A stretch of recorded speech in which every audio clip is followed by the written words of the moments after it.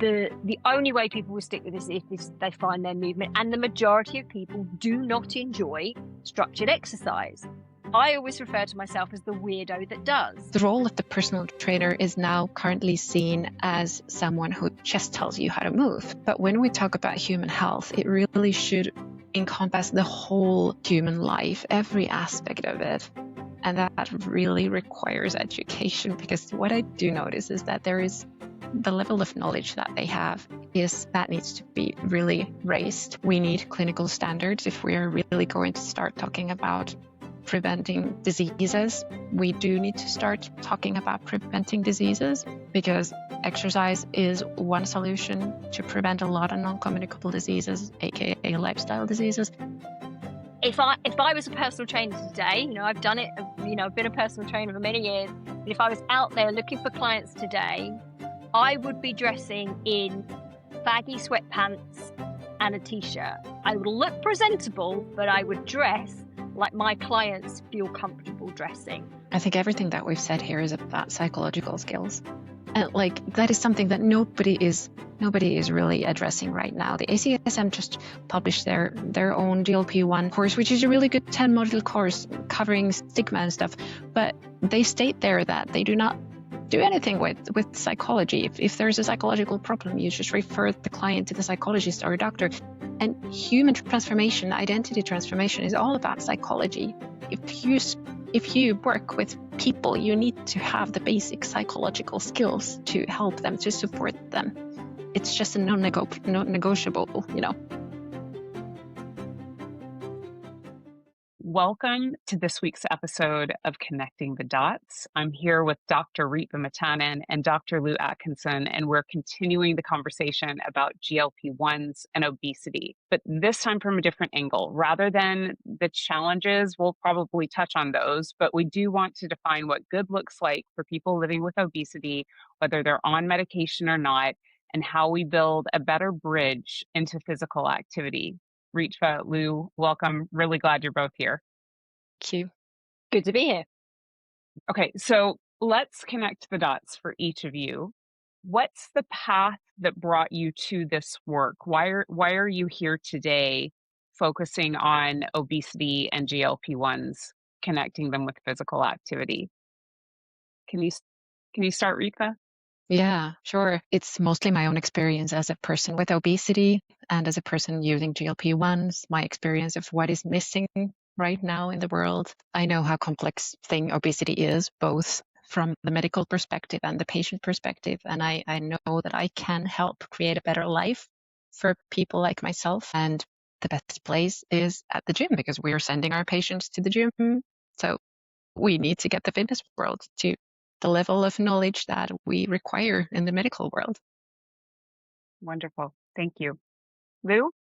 Yeah, from my perspective, there's also a very personal element in that, I was, shall we say, bigger than most of the kids when I was growing up. And I continued to get bigger as I got into early adulthood. And at the point at which I decided to join a gym to be part of the efforts I was making to lose some of that weight when I was around sort of 19 years old, I had my body measured with skin fold calipers, and I was told, in these exact words, your body fat percentage is coming out at 33%, which makes you obese. And that was the first time I've been labeled like that. And it really stuck with me. So, sort of skip through the rest of my adult life where I'm living in a socially acceptable sized body, and I'm enjoying fitness and I'm enjoying exercise. I've become trained as a fitness professional myself. I start working with my own clients, the vast majority of whom were telling me that their number one goal was weight loss, and then progressing my career into behavioral science and applied health research, where a huge chunk of my research has been around living with obesity.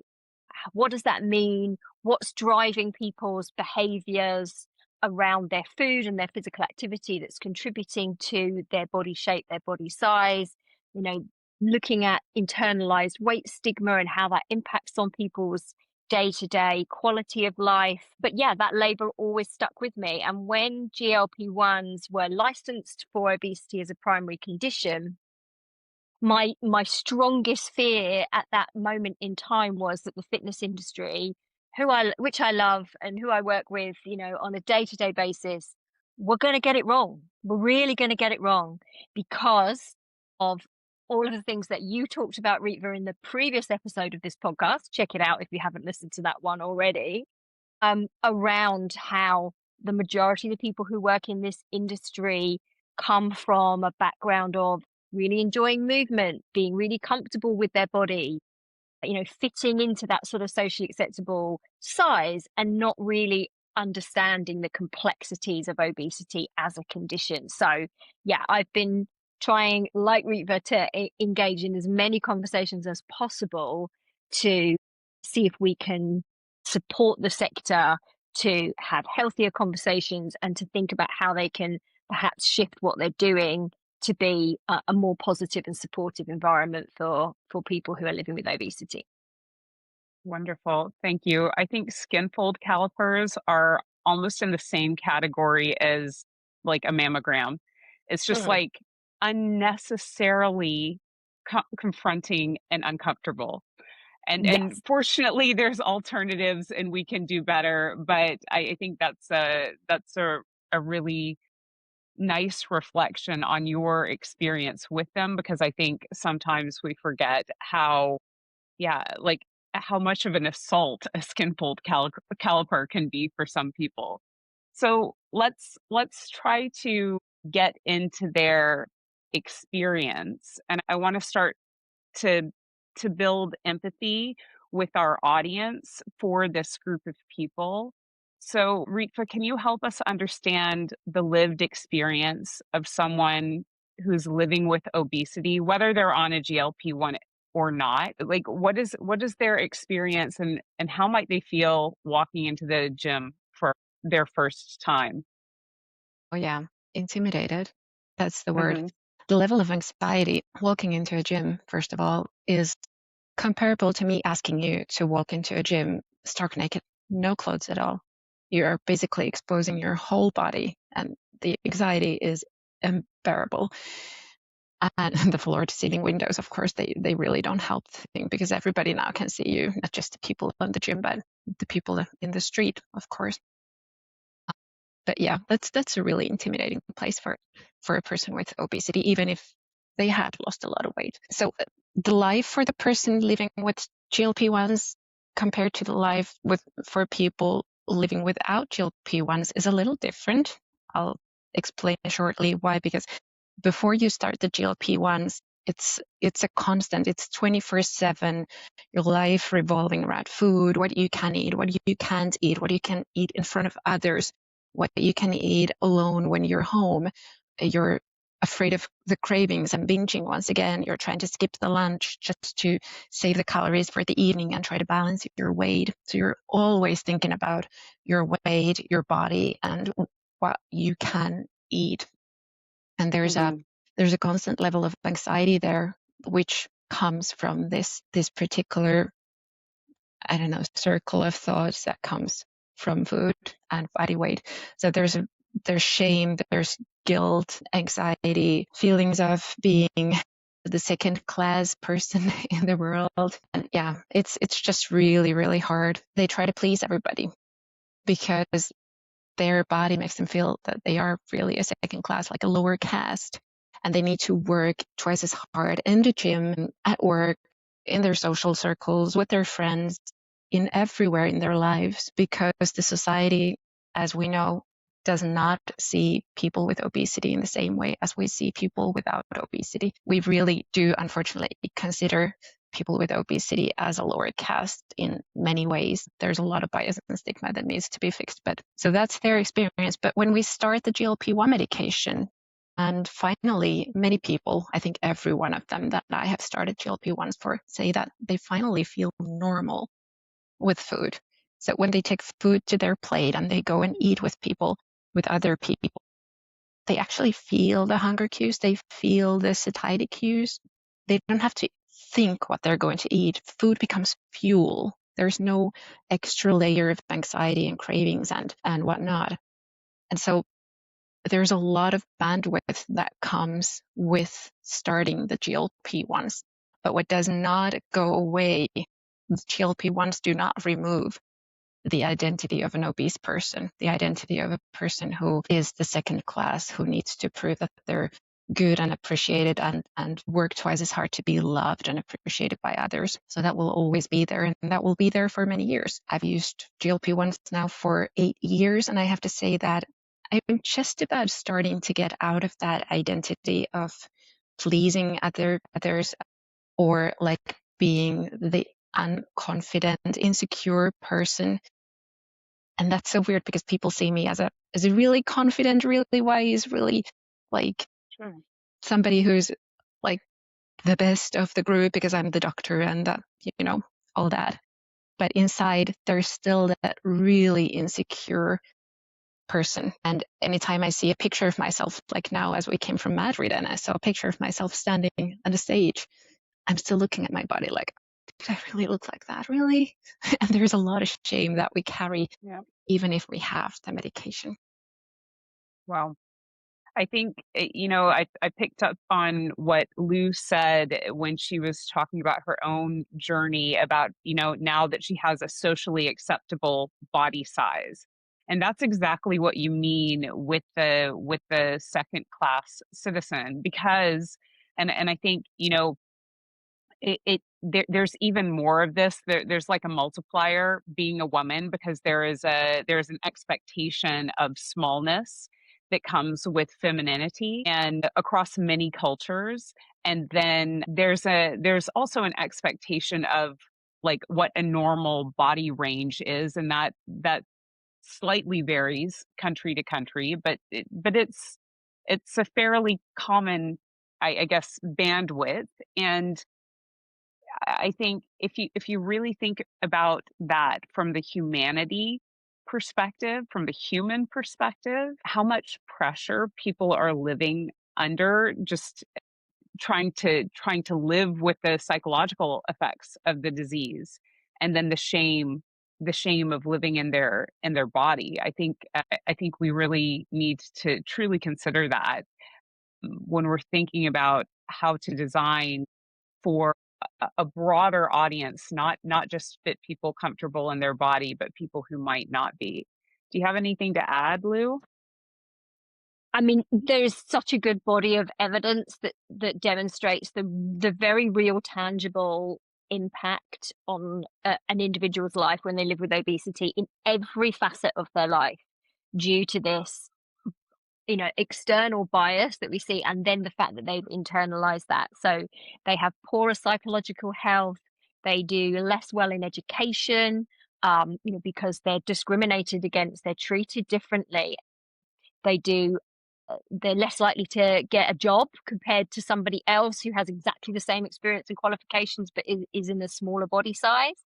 Like these effects are really wide reaching, and anybody who's exposed to that level of bias and discrimination is going to suffer the effects of that. And I think what we understand from that now is that, as Ritva's talked about, in terms of that low level or sometimes high level anxiety that persists, that's a source of chronic stress. So most of the people who are living with obesity are also living in a state of chronic stress because they're in this constant struggle, and that in itself then impacts on their broad health, but also impacts on their ability to actually shift weight, because we don't shift weight when we're in chronic fight or flight. So we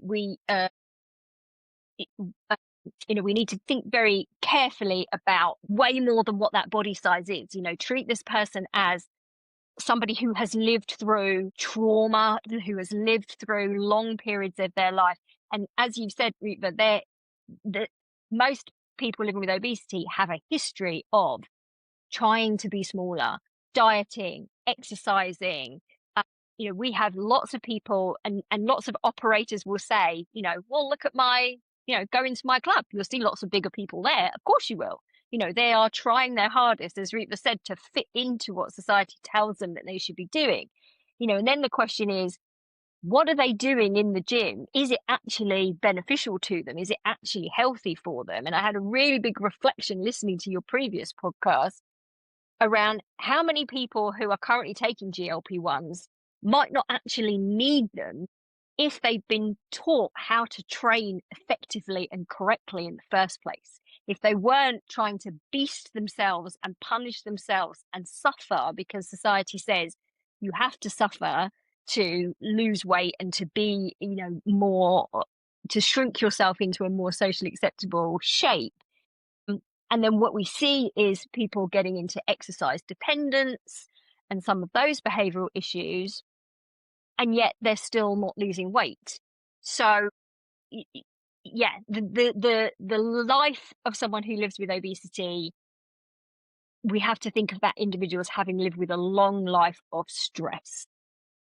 Definitely. I totally second that 100%. And then from the chair of the fitness operator, like what are they assuming about these people that's simply not true? I mean, again, I think there's been some really fabulous research and a really good synthesis of the evidence came out a good few years ago now from the British Psychological Society with a bunch of really, really great researchers in this space. And the key message from that is that obesity is not due to a lack of willpower. Now, again, I work in this industry. I work with some fantastically empathetic and compassionate people.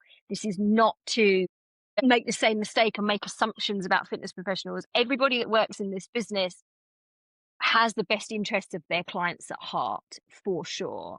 But it is difficult to undo that societal pressure that we've all had and that inbuilt bias that we've developed. And so even when we try to consciously sort of remind ourselves that obesity is a disease, it's a chronic condition, it's complex, there is still, unfortunately, some assumptions around people just haven't tried hard enough. That I think is the main thing. This concept of, well, they just need the right information. I get a lot of comments about, well, people just, don't know how to eat healthily, or, they're eating the wrong things, completely forgetting that they're subject to the same marketing and social media campaigns and, product promotions in the supermarkets that we are all subject to, and we all fall for them. The difference is in our genetics and our ability to self-regulate, which is driven by that biology. It's not that they're falling for it and they're stupid and they don't understand, what foods are healthier and what foods are less healthy. So it's difficult sometimes for individuals to get past that. And I'll say something else as well, which may get me, ostracized from the industry completely. We're safe here. Which is, as we said, there honestly, I could give you hundreds, if not thousands, of examples of individuals who are fantastically compassionate and empathetic and doing their very best, owners and operators who are also, I would put in that same category. But ultimately, I think there is a resistance because of most people's backgrounds, as we mentioned earlier, to having a space where the majority of the people in that space are bigger bodies, are not super fit, are not aesthetically pleasing to society, because that's just not the world that they come from. And it's very difficult to shift your perspective to say, actually, and again, when we look at population statistics, that is the norm. You walk in the street, the majority of people will be carrying, a lot of extra weight, will have a high body mass index, will have a high body fat percentage, because that's the society we live in. And when you go into a fitness space, yes, you will see some bigger people. Yes, you will see some people who are not working super hard. But actually, that's not attractive. And it doesn't feel like what people are used to if they come from a very sporty, very active, very lean, sort of, familial and social grouping.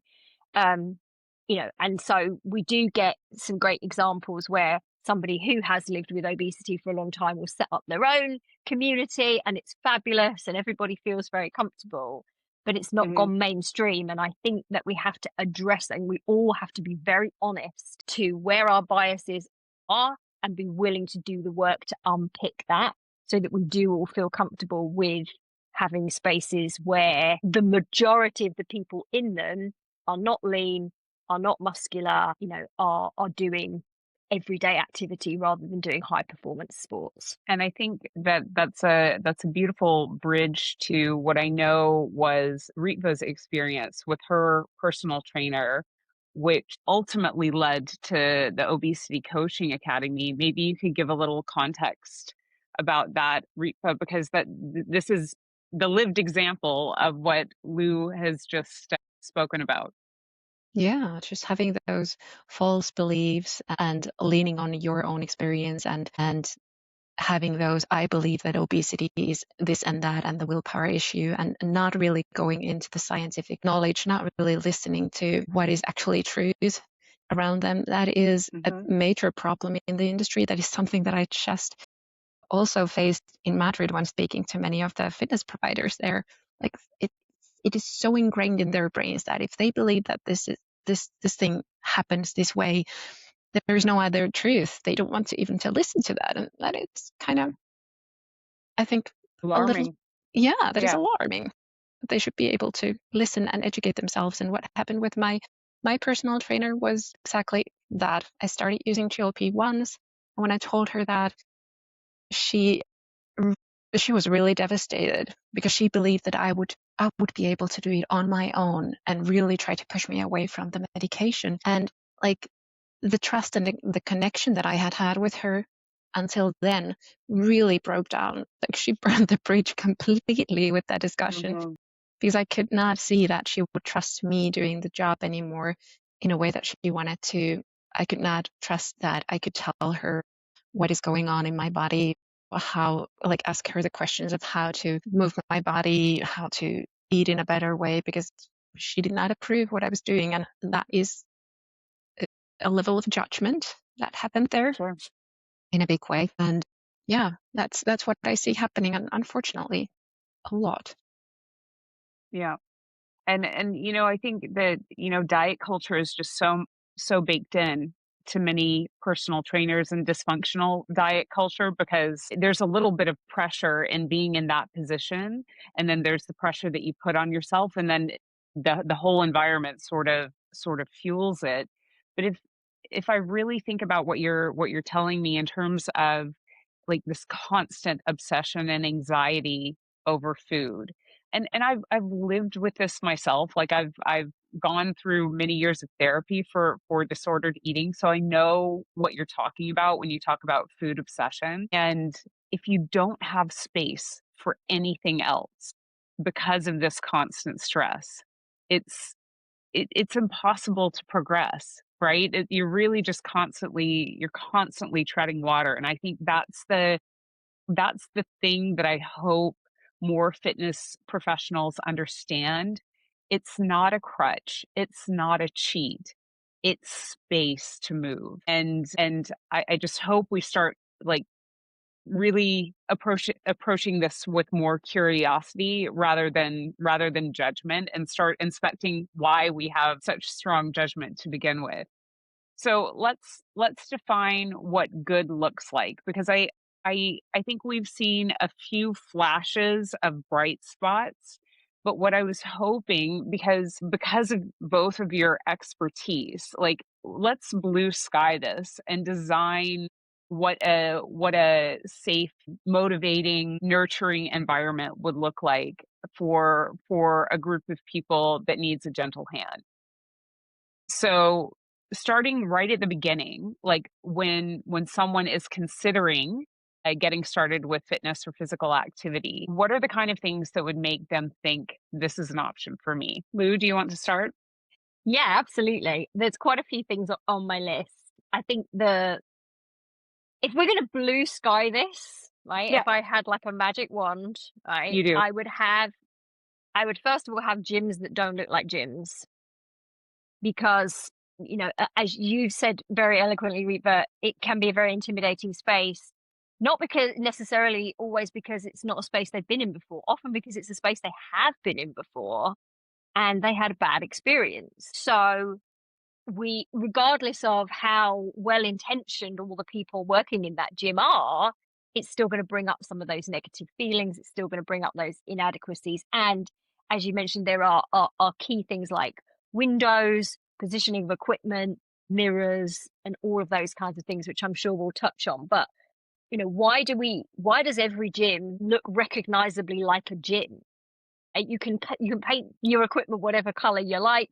You can move it around. You can have different brands, but fundamentally they all look the same. You could take an alien from another planet, say this is a gym, take them to a different gym, and they go, yeah, that's a gym too. So like what do people who are on a weight loss journey really want? When you talk to individuals and you get into a proper conversation about what it is they're seeking, it's acceptance, as you really eloquently said, Ritva, but it's also the ability to do things they can't currently do because the weight is holding them back. It's usually often centered around concerns over their long-term health, their ability to raise a family, have a family in the first place, raise a family, enjoy their life, enjoy their career, be successful. And none of those things are about what shows up on the scales. So when we look at quality of life, like what does that look like in terms of function? Well, I want to be able to walk up the stairs without getting out of breath, because if I'm going from one meeting to the next in my office, I don't want people judging me because I arrive out of breath. I want to, the tale as old as time, I want to be able to kick a football with my grandchildren. I want to be able to go for a day at the beach and not think that everybody is staring at me. So think about what you're offering in terms of function. And, that is rarely about being able to deadlift, a barbell. Actually, it's about, can I pick my shopping up off the floor? Right. So why are we designing all gyms with the same metal and plastic? We're asking people to do things that don't equate in their heads. We know as fitness professionals, if you can deadlift 20 kilos off the floor, you can lift your shopping bag. But that doesn't mean anything to the individual. So, we could, if we had a blue sky and we had a blank sheet of paper, we could design spaces where people can be active in a way that makes sense to them because it's aligned with what they do in their life. I think we also need to take away any conversations in that initial period about goals or results. Right? If I never see the word results in a fitness space ever again, I will retire and I will be delighted. Okay. Now, again, a fitness professional who's lived that life for many years will be thinking, what on earth is wrong with that? Right. I'm offering a service. I need to give people results or they're going to feel they haven't had value for their service. But why is results negative? Well, first of all, it's pass fail. Yeah. You either get the result or you don't get the result. And they're not going to blame the personal trainer or the gym. They're going to blame themselves because they've been taught all their life that they're bad, they're not worthy. So they're going to take that on themselves. So you're setting up for failure. You're also setting up that there's an end point. And as you've mentioned, Ritva, this is going to be a lifelong journey, whether it's a lifelong journey with medication, whether it's just a lifelong journey of learning how to manage their food noise themselves. If for whatever reason the medication isn't something that they're going to stay on, or it may even not be something they can take in the first place, we need to shift that perspective away from, right, we're looking for results, to actually, we're looking for, how do you join a community that you want to stay in for the rest of your life? And that links back to that idea of goals. Again, I know lots of people will be like, well, you've got to ask people why they're here. Of course you have. But if we set it up as a goal, again, it's a hit or a miss. It's a penalty shootout. You either hit the goal or you don't. And most people don't ever hit those goals because they're unrealistic. They're not able to do what's necessary to hit those goals. There's this very small group of people who look like what we see on the posters, who have the resources, both mentally, physically, financially, socially, to be able to commit themselves to do that. But the vast majority of people are never going to get to that point. And again, as Ritva said, those of us who've lived in bigger bodies and are now living in smaller bodies will always still judge ourselves and feel like we haven't quite got there, if we could just lose another X, if we could just be a bit more toned, etc., etc. So when I have a conversation with someone who wants support, the last thing I'm going to ask them is, what do you want to achieve? What's your goal? What does success look like? First thing I'm going to do is have a conversation about what's happened up until this point. What's got you to here? Let me understand your life, your journey, your beliefs, your cognitions. What do you understand about your body? What do you understand about your diet, your physical activity? What do you understand about what you've tried so far? What works for you? What doesn't work for you?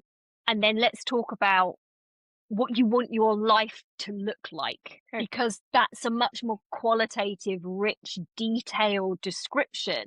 And it's never, when I look at the scales, I want it to look like this, or I want to fit into this size of clothes. If you start talking about life, what do you want your life to be? It's always much more interesting and much more nuanced. And once we understand that, we can start working out, right, what's day one? What's week one? What's month one? And let's go on this journey together. I'm going to stop talking because I know Ritva will have lots of things to say, but I got other ideas I can share. So just it's like getting it out of that gym bro culture. It's really rethinking the environment that hasn't been rethought. Like the gym anatomy is the same floor plan across time, space, continents, countries, and that probably needs to be rethought. And the way that you approach people to really understand who they are and why they're here needs a total makeover. What else, Ritva? I love like everything you said there, Lou. First of all, the whole plan you talked about, the gym being recognizable wherever you go, that this is a gym. And I think that it looks pretty much like a single man's house, black leather sofa, steel furnitures, like no house plans, no colors, no curtains, nothing. And it really looks like a bachelor's house, doesn't it? I mean, it's not appealing for women to start with. And when you talk about goals, I mean, when we talk about obesity clients, they are your epitome of performance in every way, and to the point of exhaustion where they exhaust themselves. So when a person with obesity goes to the gym, they have multiple goals and they are so ambitious to get to the goals, and they'll do everything to get to those goals. But what they don't realize is that they should actually be taking small steps at a time. I haven't seen a trainer that would actually help them do that. Like say that, hey, this is not a sprint, this is a marathon. You're talking about your health for the rest of your life. You cannot set unrealistic goals and then try and run towards them like that. But then of course, like marketing language, marketing pictures, right now it's all about those bodybuilders and really fit people. I don't see myself in those pictures. I don't see my mother in those pictures. Like, how can we even imagine that someone like me or someone like Lou or someone like any normal person with a normal body would go to the gym or feel like this is really a place for me? Like, look at their marketing pictures. They have a lot of people like me here, when they don't have them in the first place. I would love to go to the gym and tell the trainer that my goal actually is to be able to lift my 33-kilo dog off the ground when she gets old and I have to take her to the vet, and then get some instructions for that. Or like you said, pick up the grocery bags and carry them home from the shop, help my mother up the floor when she gets old and starts falling down, and like normal things that have anything to do with your normal life. Because right now it is not really connected to any normal life. Any of the movements that you do, they have nothing to do with real life. I know there's a lot more. I could give you a whole lot of marketing language that should be changed, but let's not. No, I wanted to jump in and add on to this ideation process, because I think that, what both of you said at the beginning of the podcast gave me some ideas. like the idea of walking into the gym naked. It's fundamentally uncomfortable. You don't feel good about yourself. You're not confident. And that's your entry point into the gym. So, what if, whether this was done digitally or it was done in person, depending on the bandwidth of the club, when you sit down with someone, it's almost like you get a little makeover, like a gym makeover. Like what kind of clothes would you feel comfortable and confident in?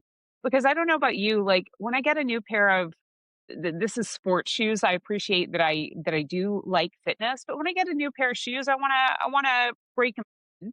And if I feel good about my outfit, how I'm presenting myself, I'm also walking into a room in a different way. Why not do that on some level in the fitness journey so that, as part of my first visit, I'm not worried about, getting up in front of the class naked. I'm actually feeling kind of cute. And then the other the other piece is what kind of movement do I like? And I might not know this if I haven't had a good relationship with movement, but there's a whole lot of options. And that could be part of the journey of like figuring out what you find enjoyable.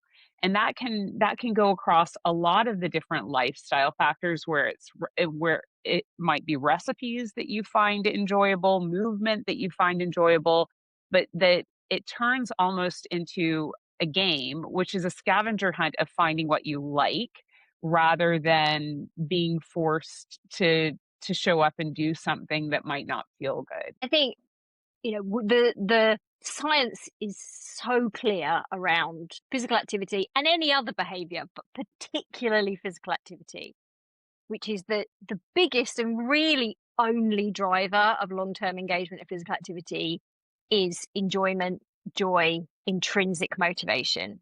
Like you can have the most willpower in the world, you can be the most determined person in the world. And, if you hate the exercise you're doing, you can stick with it for a certain amount of time. Like there's people who decide they want to run a marathon for charity. They hate every second of the training. They hate everything about it, but they can do it because there's an end goal.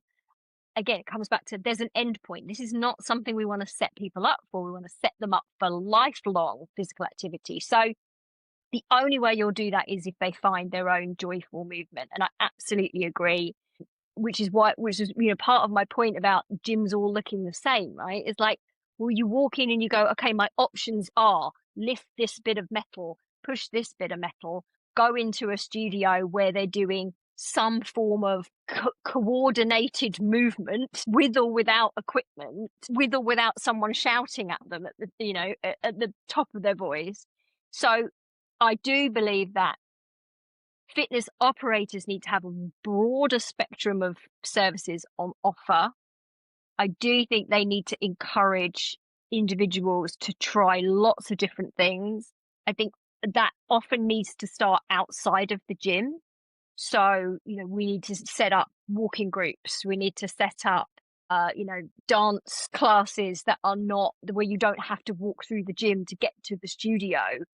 The only way people will stick with this is if they find their movement, and the majority of people do not enjoy structured exercise. I always refer to myself as the weirdo that does.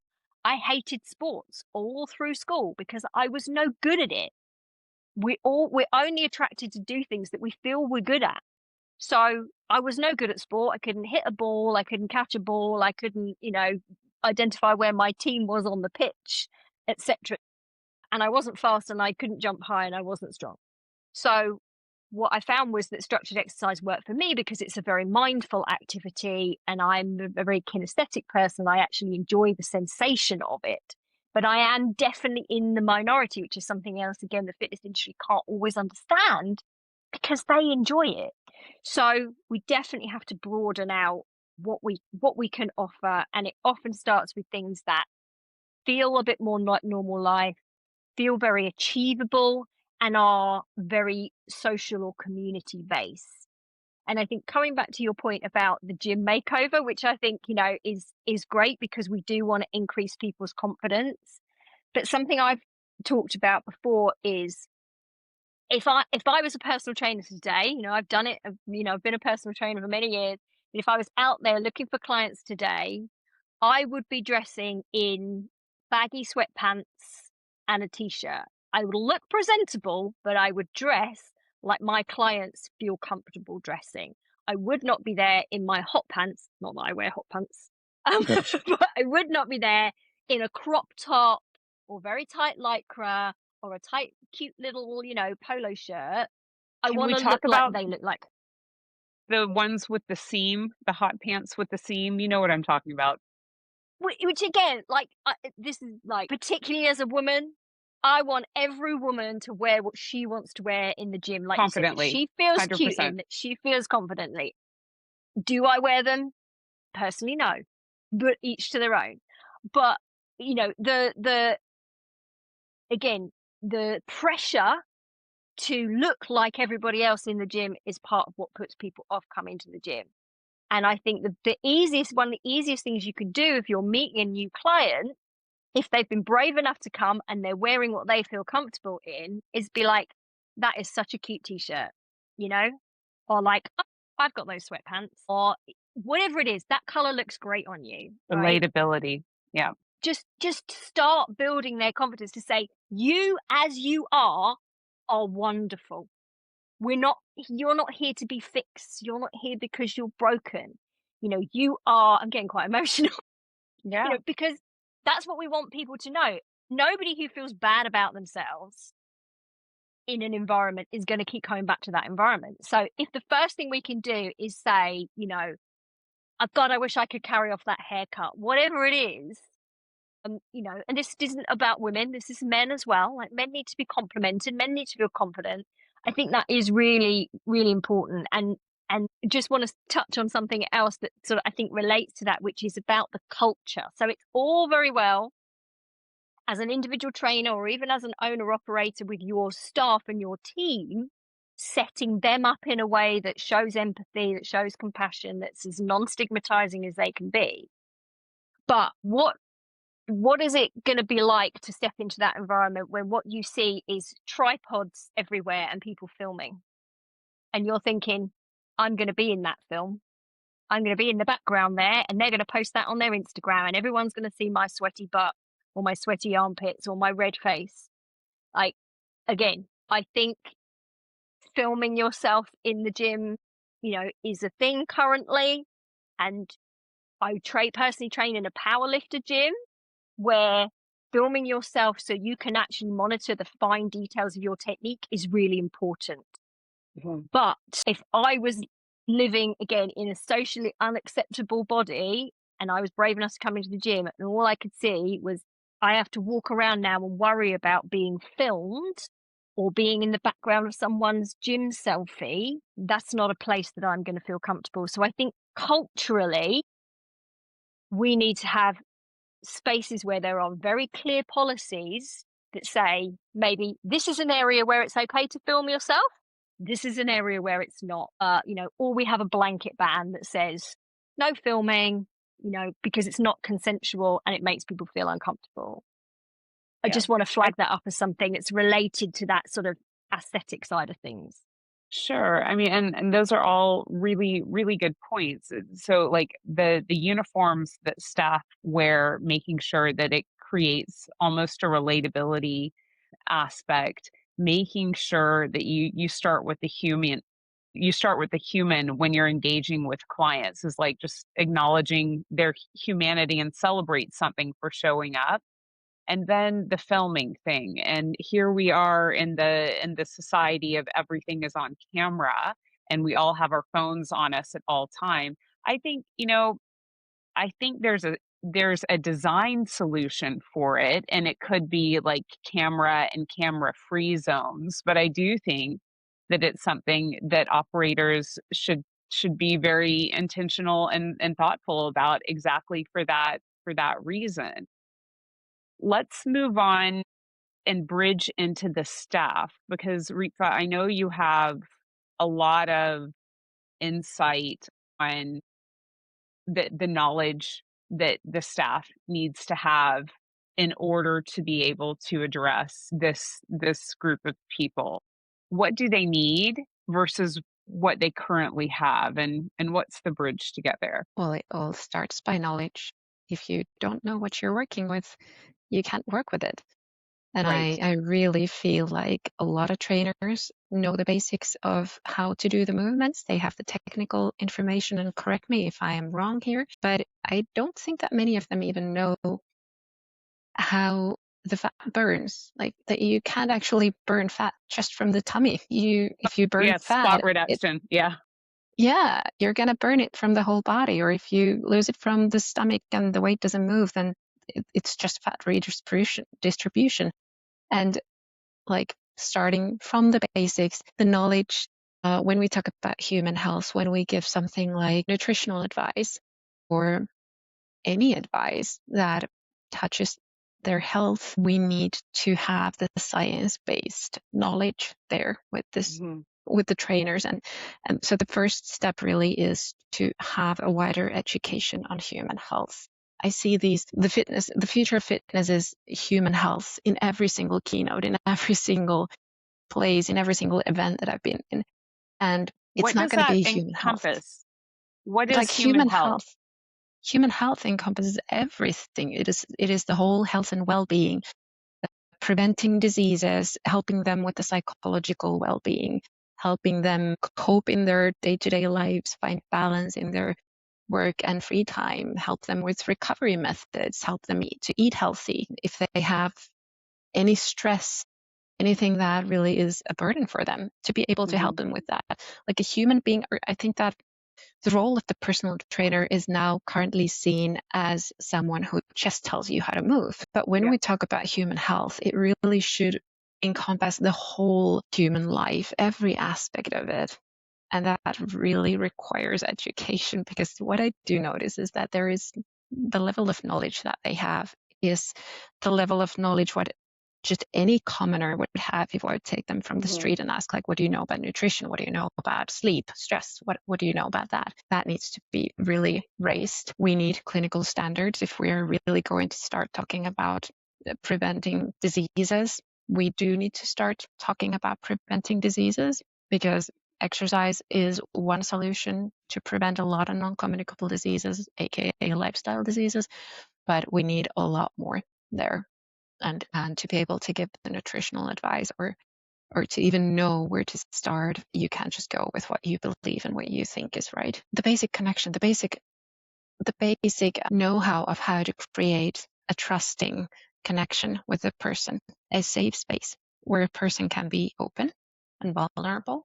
That is something that is completely missing there. Like, Mhm. not many of the trainers really have the time or the butt to sit down and share with their client and have a 1 hour discussion about how's it going in your life? Like, how did you sleep? Mhm. Mhm. How's it going at work? Is there anything else that I can support you with? How should we adjust your training routine according to your life, according to your recovery needs? Do you need some help with something else? And really giving space to the client and the client's psychological or emotional needs. I don't know what else. I Just the mean, this basic is already a lot. yeah, and just the basic hospitality skills. That when a person walks into the gym, are the two people behind the counter, are they just talking to each other, or do they immediately look to the client and say like, "Hey, hi, it's so nice to see you. How was your day?"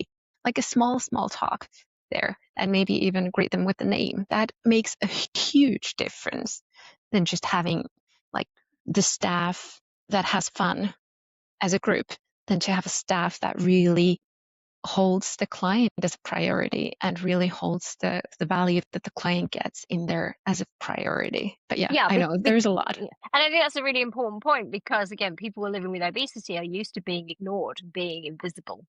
So actually being greeted, feeling like someone's pleased to see you, actually makes a huge difference to somebody's day. And yeah, and I think as well on the education side, like you said, Reva, I think there is a huge amount that a lot of trainers could learn. Some are actually in some ways almost too knowledgeable, Mhm. because they get very focused on the physiological side, as you say, and they forget those fundamental skills around sort of listening and adapting. So the one of the questions I most commonly get asked when I'm speaking about this topic at fitness events is about programming. What should I be programming for my client if they're on GLP-1s, right? How much resistance training should I be giving them, and how much of this and how much of that? And I say, hang on a minute, right? This isn't a one size fits all. Yeah, exactly. So, in terms of the question of what should I be programming them, my questions are, what feels good to them? What is it that they enjoy? What do they feel they're competent in? So as a behavioral scientist, you can take any number of sort of, models of behavior, but self-determination theory is a really great example. It's been heavily used in physical activity, and it's super simple. You build intrinsic motivation by giving people autonomy. So instead of saying, oh, great, you've told me about you, I want you to do this.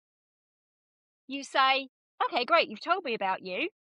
So here's a few options. Like, do any of those feel like a good fit for you right now, today, in this moment, this week, right? It can change. If not, let's keep spitballing. Let's kind of, figure something else out.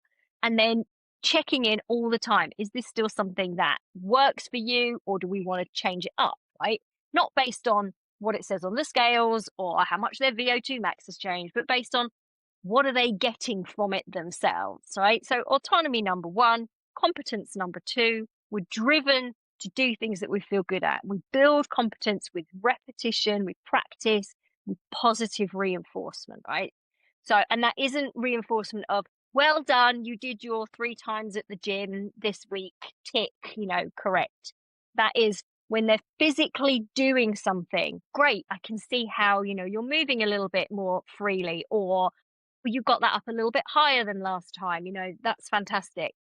Reinforcement of the skill, reinforcement of the fact that they're getting better at something. And then finally, it's the relationships, it's the social side, it's the connectedness that they feel. So again, people living with obesity feel socially isolated often. And if they're on a GLP-1 journey, then they may be losing a lot of their social connections. It's a sad truth, but people who have told us about these experiences say, look, my life has changed now. These people don't want to hang out with me anymore because I don't want to go to the restaurant and have a 3-course meal and a bottle of wine. My family think I'm weird because, I don't want to go around for a Sunday roast because actually I don't feel hungry, or people that I used to hang out with that don't exercise now think I'm some kind of exercise freak because, I'm going for a walk 3 times a week. So they do lose a lot of that social connection. They need to make new ones. So how can we facilitate that? How can we connect them with people that feel like them, that, they can relate to, that are going to support each other? How do you as the trainer fit into that connected world? Again, it's finding that commonality, right? So yeah, you might have come from a really, really sporty background. You might not, you have to acknowledge, I don't understand what it's like for you.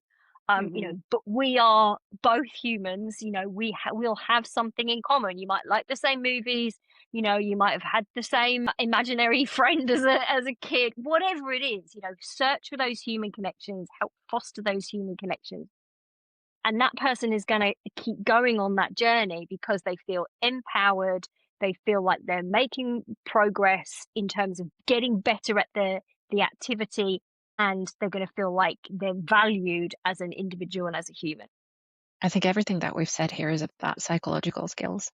And that is something that nobody is really addressing right now. The ACSM just published their own GLP-1 course, which is a really good 10-module course covering stigma and stuff.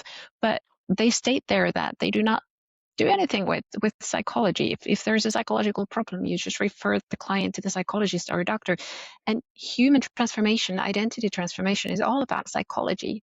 If you work with people, you need to have the basic psychological skills to help them, to support them.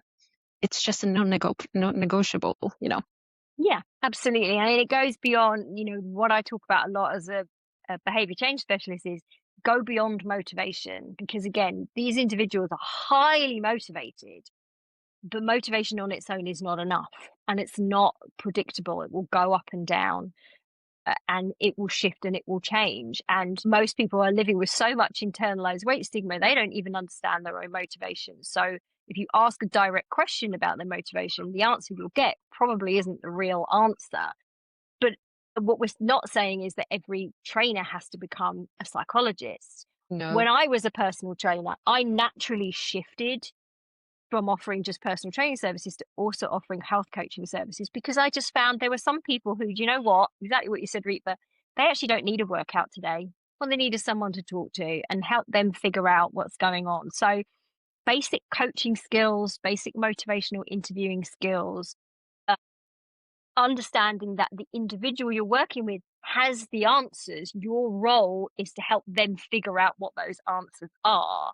And that's where the skill lies. You don't have to diagnose anybody. You don't have to treat anybody. You don't have to be a therapist. You have to have the coaching skills to help them identify what's going on with them, what might be helpful, what might be a blocker. And then for me as a behavioral scientist, it's tools. There are some fantastic, relatively simple behavior change tools that anyone can offer in the right context once the individual has started to understand for themselves what beliefs, what, norms, what, past experiences are influencing how they're engaging with activity at this point in time. Then we can find the relevant tools that will help them to make progress and go beyond that, shift their cognitions, challenge their beliefs, find practical strategies that are going to help them move in the direction that they want to go in. Yeah. So if I did content categories for the education that you say that professionals need, that is working with this group, the very basic hospitality skills, like let's just make sure you can be a good a host for guests.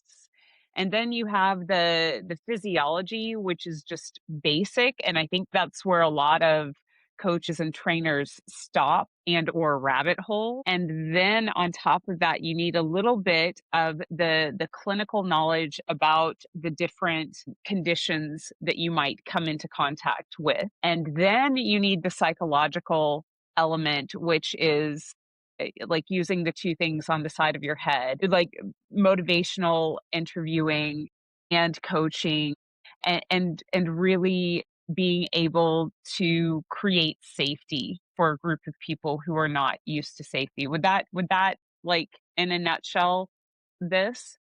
And then the other thing that I think that I loved that you said was having an adaptive approach to programming.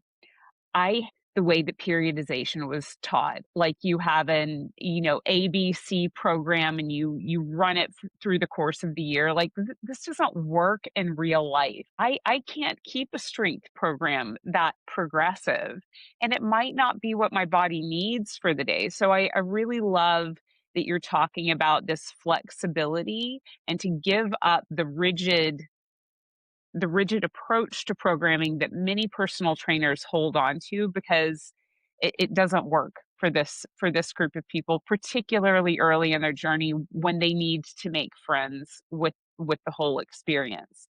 And then the other thing that I want to talk to both of you about is you said recognition, but I also want to bundle reward up with that, because I feel like it's almost like a love language. People like to be recognized and rewarded different ways.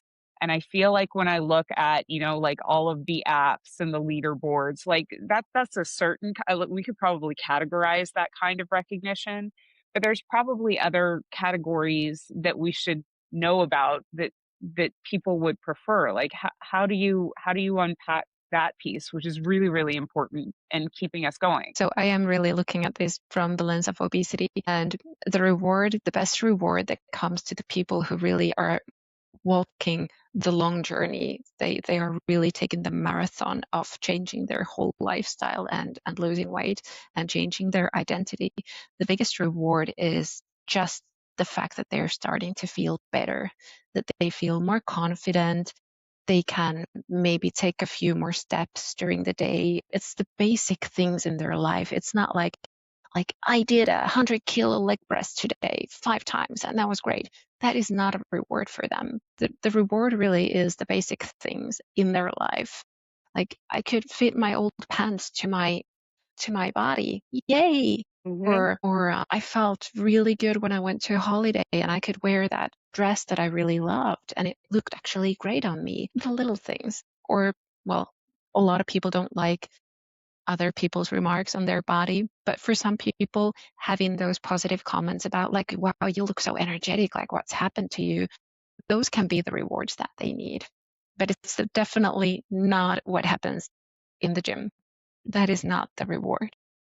Yeah, I totally agree. I think when we look at the research with people who live with obesity and have been on a weight loss journey, they always talk about their quality of life and their psychological shifts. So they talk about how they don't feel so tired at the end of the day, and they've got more energy to do things. They feel more confident in social spaces.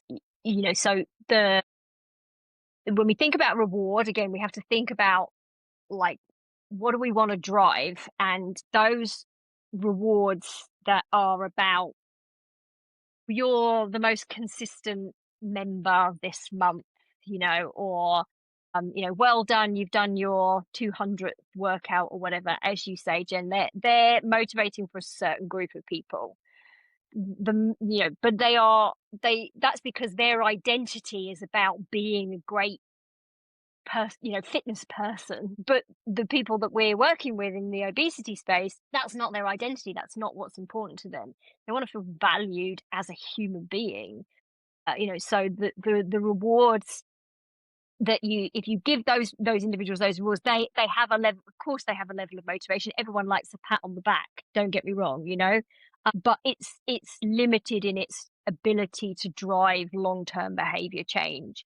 So actually, I think for me, things like that person making a really good friend, and now on a Tuesday evening, they won't miss going to the gym. It's a hard, non-negotiable for them, not necessarily because of the class or the workout, but because they're going to meet up with their mate. And that's because they met someone in that space that they now feel connected to, and they feel, like Rita said earlier, they feel normal. So and that sort of speaks as well to the membership model, which I think is something really important to touch on, because we've talked a lot about sort of individual trainers perhaps and their knowledge and their behavior and things like that. But again, I'm looking at this very much as well from a culture shift perspective. And that will only happen if we shift the commercial model. So we have to consider that an individual coming into this space from an obesity, life, probably isn't going to fit the algorithm. We've all been to events recently where the talk is all about, we're going to feed all your data into this wonderful bit of software, and it's going to immediately flag up all of these people who are at risk of leaving. And those retention models are not applicable at all to this group of people. And remember, this is the group of people who are in the majority population. We need to build whole new retention models. We need to do that by actually understanding how someone engages with the club, with the programming, and all of those kinds of things. And understanding that if somebody doesn't attend the gym for a few weeks, don't assume that's because they've lost interest, they've lost motivation. Just try and understand why that has happened. It's usually because life got really busy, or they've been poorly, or they've been on holiday, or they've had a psychological wobble, which happens, particularly I think on GLP-1s, because it's such a rapid change. And we know that Yeah. some people do experience increased depression when they're on these medications. It's not a huge chunk of people as far as we know. We still need more data, but it can happen. So we need to be mindful of how people are going to have this non-linear journey. It's a term I use all the time, and how do our membership programs flex and change and adapt to that? I'm a huge fan of flexibility in membership. Again, people don't have lots of money to spend. If they're going to spend money on a membership to your club, they need to feel they get value. And if, they can't go for a few weeks and they're still paying their membership, they're not getting the value from it. So how do we adapt to that? Because the people who come consistently and are going to come consistently anyway, Yeah. So Don't design it's for not like them. they're, Yeah. yeah, they're not missing out on anything. Actually, what we need is, and they're going to come, they're a banker, right? They're in our club. So if we want to bring other people into the club, what's the membership model that's going to give people the sense that they've got the value? And that's probably as well going to be about a membership that's way more than just access to the equipment and classes and things like that. It's what we talked about already. Are they getting someone who's actually feels like their partner in this, in it for the long term, all of those kinds of things. And again, reward, I think, comes down to very, very different structure to your typical gym member who's coming in 3 to 5 times a week, and they want to feel like they're the best. They want to feel like they're special, whereas somebody that we're talking about from this population just wants to feel valued and normal. Sounds like a really amazing opportunity for a consumer research group to really, because you're saying change the commercial design so that you can change the service design, and the recognition piece is really personal, but it's also about really seeing them as a human. And the thing that I didn't even think about in this whole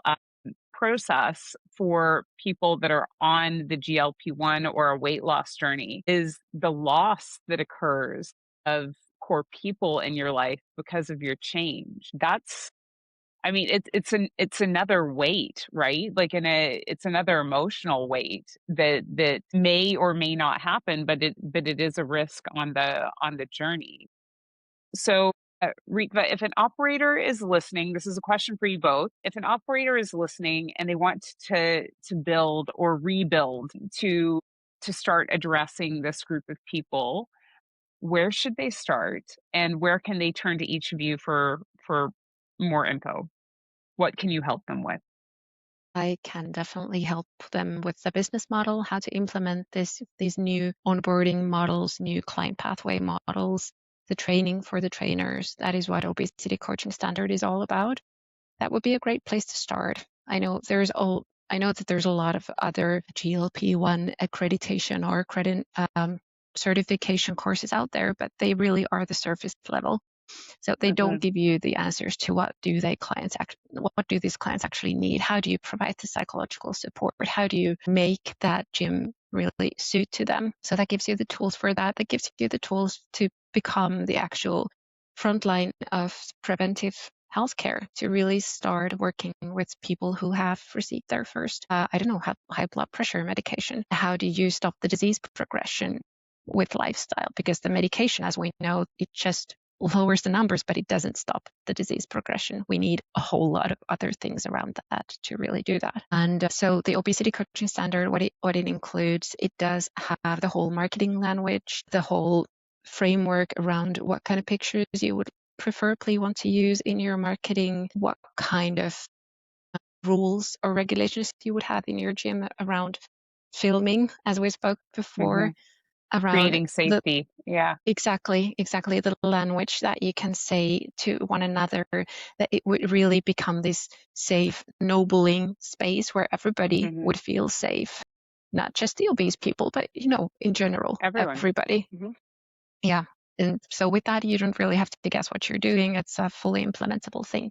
But we can start there if you want to work with me, and hopefully Lou will be a part of it. Maybe we need to cut that out of this, but yeah. No, we're manifesting right now. We're manifesting. Lou will be a part of that. Lou will have the behavioral change part for the gym trainers. Yeah, it will be a brilliant thing to start with. And I think what's important is, a lot of education for personal trainers doesn't take a whole lot of time because it is superficial and you can get through the material really quickly. But the Obesity Coaching Academy, that's a 6-month journey for fitness professionals, right? So it there's enough time for depth, which is good, and hopefully helps to raise the standard of education for all fitness professionals. Yes. How about you, Lou? Where can they start? What can they expect? And how can they get in touch? I mean, obviously, I would definitely endorse what Ritva has produced. I think on a number of levels, and but also primarily because although it looks like, oh, 6 months and it's a big investment, yeah, typically these types of trainings don't include how to operationalize and how to implement, which I think is really key. I remember many years ago, I know, doing my personal training sort of certifications, but I've been involved in fitness education ever since. And typically the sort of business elements are relatively short and relatively sort of, generic and focused on like, how do I advertise myself, right? How do I attract people, et cetera, et cetera. And I think a lot of, outside of the big box chains as well, a lot of owner operators are also not specialist marketeers. They're not even necessarily particularly experienced in business. They're just very passionate about having a fitness business that works in their community. So I think there's huge benefits to investing in that type of education. I think from my perspective as well, something else that I can always offer is just a really quick audit and a sort of, let's take a picture of where we're at and where is the need if we want to shift and if we want to change and if we want to take advantage of this opportunity. So none of us like to think, for example, that we have a team of people with this, weight bias, but we all do. So, maybe we can work on understanding that with the staff so that, if we're going to ask them to undertake some training, some education, start to maybe change the way they practice, they need to confront that. They need to understand that, oh, it's not just me. Like we've all been subject to this. This is normal. But if we want to do better and we want to take advantage of this opportunity, we do have to engage in something that's going to shift that. And again, just looking at the basics, I think, to try and set a roadmap for progress, because it may be that this isn't something you're going to do right away, but maybe you need a long-term view of where you're going. So, that when you are redesigning your space, when you're buying equipment, when you're recruiting your staff, this is a long-term goal that you're working towards. Having said we shouldn't have goals, if you have a long-term vision of what you want your business life to look like, then understanding where you're at and planning ahead to say, okay, every decision I make from this point on can be influenced by what I now know and understand about this market. So understand your starting point through an assessment with a pair of not only fresh but expert eyes.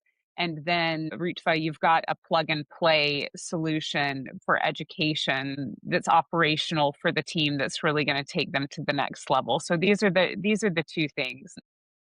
I'm going to thank you both for your time and expertise. I think that this was a fascinating, truly rich discussion, and I'm sure there's a part 2 and part 3. But first, Lou, you have to go on vacation, so and you too, Ritva. So we'll have to pick it up afterwards. Thank you both. Thank you. Yeah, thanks so much for hosting. It's been great. It's been a pleasure. Thanks for listening to Connecting the Dots. If today's conversation gave you something to think about, share it with someone who'd enjoy it too. You can find all of our episodes on Spotify and Apple Podcasts. And if you follow the show, leave a rating. It helps more people discover our work. Until next time, keep connecting the dots and keep building the future you want to see.